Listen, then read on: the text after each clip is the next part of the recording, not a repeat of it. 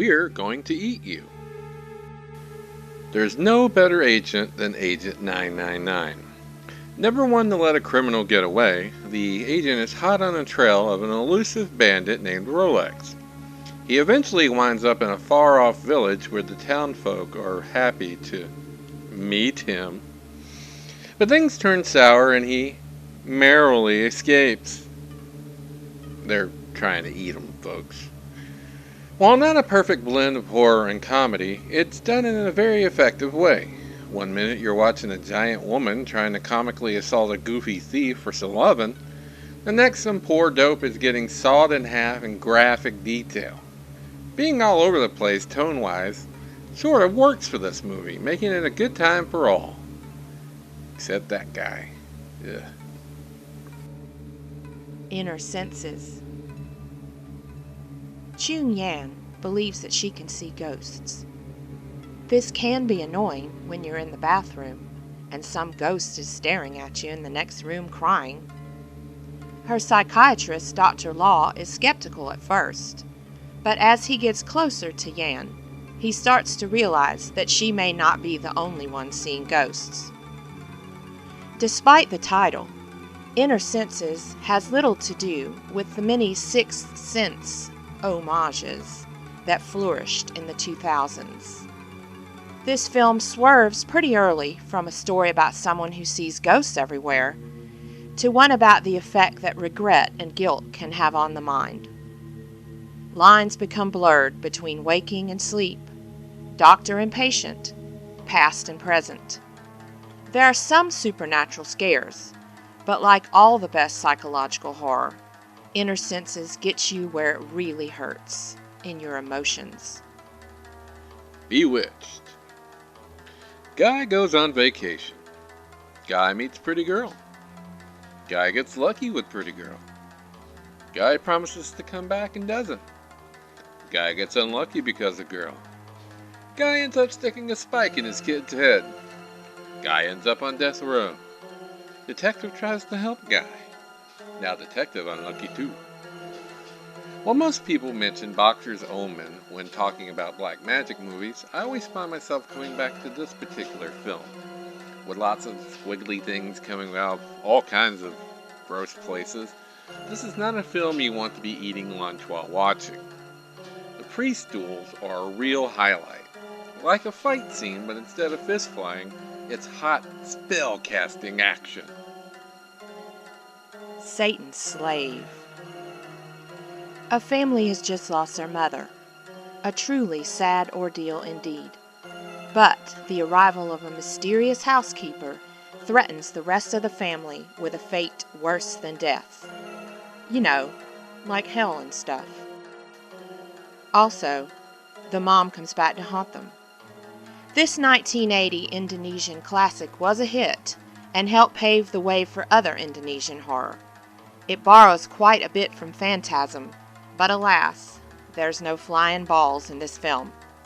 What you do have is a creepy as hell atmosphere and some decent kills in it, so it has a little bit for every horror fan to enjoy. I recommend watching this as a double feature with the 2017 remake. One of the few times the remake is as good as the original. Bloody muscle bodybuilder in hell. Our workout-loving hero Shinji takes his ex-girlfriend and a local psychic to his dad's old abandoned house. Once there, an evil spirit traps them in the house, eager to make Shinji pay for his father's sinful past. And that's when the fun begins. Filmed in 1995, but not released until 2012, this is a shot-on-video Japanese love letter to the Evil Dead.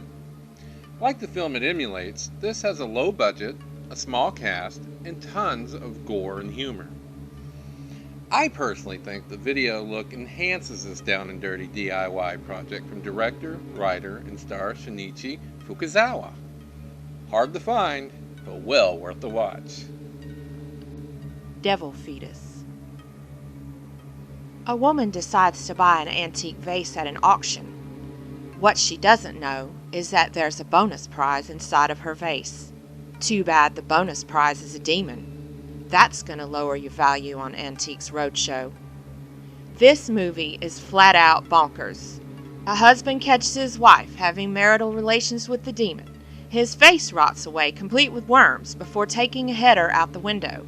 The wife dies and becomes 9 months pregnant in about 30 seconds with, you guessed it, a devil fetus. All this happens in the first 10 minutes. It only gets weirder from there. Sweet Home. Kazuo and his film crew look for some long-hidden frescoes in the abandoned mansion of a dead artist. Turns out that his dead wife takes exception to them being there and decides she wants them dead. What dead wife wants, dead wife gets. A fun, atmospheric ghost story with likable characters, this one ends up on my list because I enjoy when several different types of horror mix together. A sort of peanut butter in my chocolate kind of deal, only more like your severed, gory torso in my haunting kind of way. Several awesome special effects by Dick Smith and a compelling story make this one a winner. Fun fact, there was a Nintendo game based on this film that was a heavy inspiration for the Resident Evil series. Evil Dead Trap. Nami has a successful late-night show where she asks viewers to send her videos. Instead of some moron falling off a ladder into a pool, she ends up receiving a snuff film. Taking a film crew out to where the tape was filmed, she quickly realizes that she made a grave mistake and tries to avoid being cancelled herself. While not as rough as, say, the Guinea Pig movies, and don't look that up if you're faint of heart, it doesn't hold your hand, and there's a disturbing sleaziness about this film. It makes the movie seem a bit more realistic, even despite some of the more out-there plot points. Miyuki Ono is very likable, so you get invested in what terror she has to face. Less goofy, more grimy. Mystics in Bali. Kathy's just your typical all-American girl, going to different countries, hooking up with the Indonesian Billy D. Williams, laughing with a witch, detaching her head to eat babies, you know, girl stuff. This might be one of the weirdest movies I've ever seen. While this is certainly not a great movie, it is a highly entertaining one. And even though the film doesn't seem to believe in transition scenes, the body horror segments of this movie can make you both laugh and be disturbed at the same time. This is prime get a bunch of friends together and watch with plenty of alcohol material here. Don't Look Up. While filming his first movie, Murai discovers that his dailies have footage from an old TV show burned into them. Murai remembers the show, even though it never aired due to a death on set. This triggers a ghostly figure appearing both in the footage and around the current set. And ghosts are never good at taking direction on a movie set. I love this film from Ringu director Hideo Nakata more every time I watch it, and it actually terrifies me beyond rational thought. The ghost is shown blurred or at a distance for most of the film, which highlights the dread. If you love ghost stories, seek this one out.